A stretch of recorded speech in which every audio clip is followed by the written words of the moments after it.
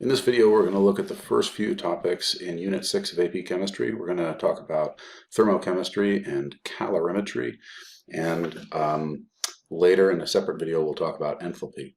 So you may remember the equation for specific heat capacity, Q equals m delta Tc. We're going to do a little bit of practice with that, review some of the calorimetry experiments we've done in previous classes. Remember, that's calorimetry as in using a calorimeter, like calories, not colorimetry, as in using a spectrophotometer set to only specific wavelengths. So let's talk about the central idea and the equation we're going to be using in these first few topics, Q equals m delta Tc. The heat energy that is transferred during a process can be calculated if we know the mass of the system, the change in temperature of the system, and a specific physical property about the system called specific heat capacity or heat capacity. So the letter Q here is going to signify an amount of heat energy that's lost or gained by the system in question, and that's measured in joules. The mass measured in grams of the system that's gaining or losing heat energy, delta T, defined as the final temperature minus the initial temperature that the system undergoes. And of course, if that temperature is measured in Celsius, then the delta T value will be equal to the delta T value in Kelvin. Since if something goes up by 5 degrees Celsius, that means it went up by 5 kelvins as well. The specific heat capacity of the system is a physical property, which we want to also understand sort of the meaning of what that term is. If we rearrange the equation to solve for C, then we get the mathematical formula here, which is consistent with the conceptual definition. The amount of heat, Q, which is required to increase the temperature, delta T, by 1 gram, M. So it should make sense that the units are going to be joules per gram degree Celsius. And a heat capacity is just how much energy it takes to raise the temperature. A specific heat capacity is how much energy it takes to raise the temperature of 1 gram of a substance by 1 degree Celsius or 1 degree Kelvin. So this is something that is specific to a particular material in joules per gram degree Celsius or joules per gram Kelvin. Here's a list of specific heat capacities, and you might recognize the specific heat capacity of water, which is a number we work with more frequently than others. And you can also see that it's going to be different for water ice or for steam, water vapor, but typically we're going to be dealing with liquid water when we consider the specific heat capacity of water. But you can see a lot of the other specific heats that are listed there for metals are much lower. So water really does have an anomalously high specific heat capacity. It can absorb a lot of heat without changing its temperature very much. A lot of the time we're going to be looking at specific heat capacity in conjunction with experiments involving a simple coffee cup calorimeter. And the styrofoam cups that are pictured there are actually a pretty good insulator, so we don't need very fancy equipment to carry out some simple calorimetry experiments. And you may remember one that's kind of an important introduction to calorimetry, where we simply take a hot piece of metal and we put it in some room temperature and water and see how much the water warms up. There's a couple of things that we can use that kind of an experimental setup to examine, and one that we have done before, which is probably an important place to begin our review, is using it to determine the specific heat capacity of whatever hot piece of metal we put into the cup. So let's review those calculations that we've done in a previous lab. It says here you have a styrofoam cup with 100 grams of water at 20 degrees Celsius, so a pretty common start to a calorimetry experiment.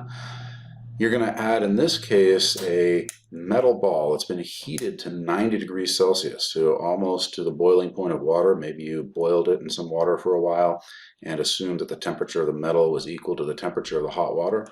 When we place the hot ball into the water, of course, the temperature of the water is going to rise and the temperature of the metal is going to fall until they both reach the same temperature.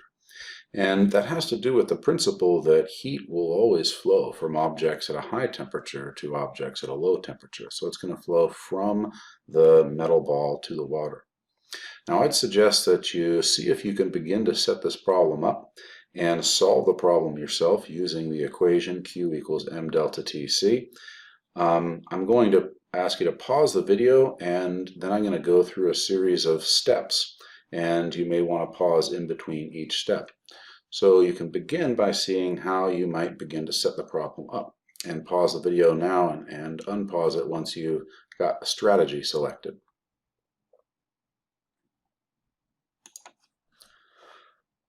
A strategy that we used before when we walked through this problem was to distinguish between the water, which is being heated, and the metal, which is actually losing heat energy to the water. And so I like to sometimes make two distinct shopping lists, so to speak. We know that the Q value for the water, the amount of heat that's lost or gained by the water, is going to be positive because it's actually gaining heat energy. And we were told that the mass of the water was 100 grams. And the temperature change of the water, I'm going to consider by actually writing final minus initial, so I can be consistent as to whether that's a positive or negative number. And the specific heat capacity of the water is, well, just like always, 4.184 joules per gram degree Celsius. For the metal, however, I need to remember that the metal is losing heat energy, and so it's going to be a negative number. The mass of the metal was given as 75 grams, and again, I need to be careful to indicate the sign of delta T, which is governed by the fact that it's final minus initial. So we'll leave that blank for a minute, and remember, we do not know the specific heat capacity of the metal in this case. That's kind of our job to figure out. Now, one of the key ideas that we want to consider, first of all, is that the amount of heat energy that's gained by the water is lost by the metal. So you could say that Q of the water plus Q of the metal equals 0. Or you could say that they are equal and opposite, right? So Q of the water is equal to negative Q of the metal. So if I could figure out Q of the water, then I could figure out Q of the metal, right? That's what we're going to do first by using this equation, Qm delta Tc. So see if you can proceed, now that we've got a basic strategy here, to continue to do the calculation, and pause the video now and unpause it when you have calculated a specific heat capacity.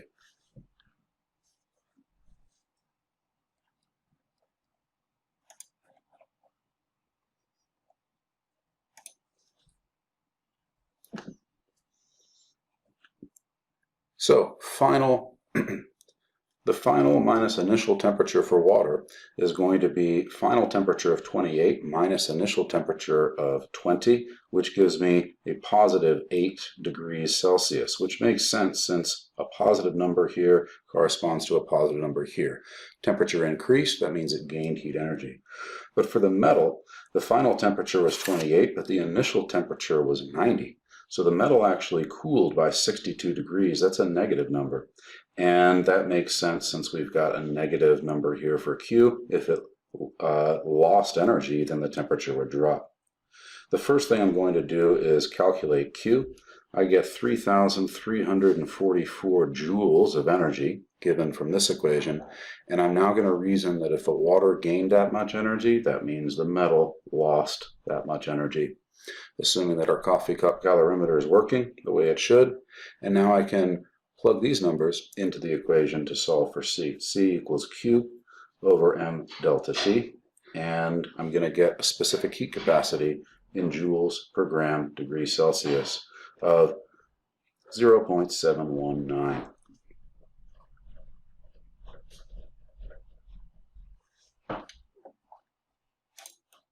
Let's look at a few more specific heat capacity problems. Some of them may just ask you to solve for mass. What mass of water would be required to withhold, 10,000 joules of energy without having a temperature increase of more than 20 degrees? Some may ask for delta T, some may ask for Q. How much energy will flow if the temperature of the water is decreased by this amount and the mass of the water is this amount? But there's one or two other example problems I want to walk through in this video, which will illustrate a couple of pitfalls to watch out for. The first one we'll look at here has two parts. First, just an estimate and then a calculation. It says a 100-gram sample of water at 90 degrees, so that's hot water, is added to a 500-gram sample at 10 degrees, so it's very cold water. And there's a lot more cold water than hot. So I think answering question number 1 is going to be pretty straightforward, just using some simple logic. The final temperature of the water, if we add a little bit of hot to a lot of cold, is going to be pretty cold, right? We're not just going to average the 90-degree and 10-degree temperatures. But how we calculate the final temperature of the water as 23 degrees is a little bit trickier. So again, I'll ask you to pause the video and try to make a little bit of progress with the problem and unpause it when you're ready to see some of the strategies I'd suggest, and we'll go through one step at a time. An important starting point here is to realize that the amount of heat energy that was lost by the hot water is going to be equal to the amount of energy that was gained by the cold water. So one way of stating that is to say that the Q value for the hot water and the Q value for the cold water need to cancel each other out or add up to 0. Another way to think about that is to simply say that the Q that was lost by the hot water is equal and opposite to the Q value that was gained by the cold water. So I'm going to first of all make 2 different lists here and solve for delta T in each of them. Q equals M delta Tc in both cases. And the specific heat capacity of water is the same whether we're talking about hot or cold water. So right off the bat, my equation simplifies a little bit there. But delta T is not going to be the same for both substances. It's going to be defined as final minus initial. However, I need to define what exactly it is that I'm solving for. And what I want to know is the final temperature here. So the final temperature is sort of the X value that I'm solving for, right? We know that the hot water had a mass of 100 grams, and it cooled to a final temperature, its initial temperature was 90 degrees Celsius. And we know that the cold water had a mass of 500 grams, and it had an initial temperature of 10 degrees Celsius. I almost made a critical error here in these first few steps, which is forgetting to include that negative sign here. And this is one of the reasons I wanted to look at this problem is sign is always going to be a very important consideration when we're doing thermochemistry and thermodynamics. And it's very easy to do what I did here and just forget to keep track of the negative sign. What I'm going to do now, there's a couple of ways we could proceed here, but I'm just going to group together like terms and distribute this 100 grams, and I have 100 TF minus 90 times 100 is 900. And on this side of the equation, we have 500 TF, or I should say negative 500 TF, minus 10 times 500, which is 5,000. Excuse me, this is a 9,000 as well. Now if I group together like terms, then I have 600 TF on this side, adding negative 500 TF to both sides. And over here I have 14,000. Now I can rearrange to solve for TF, and I get 14,000 divided by 600, which is 23. So the final temperature is 23 degrees. Let's look at one more question, which is similar. Pause the video now and unpause it when you've solved the problem or when you've reached a point where you want a hint. Once again, we'll make 2 shopping lists, one for water and the other for the metal.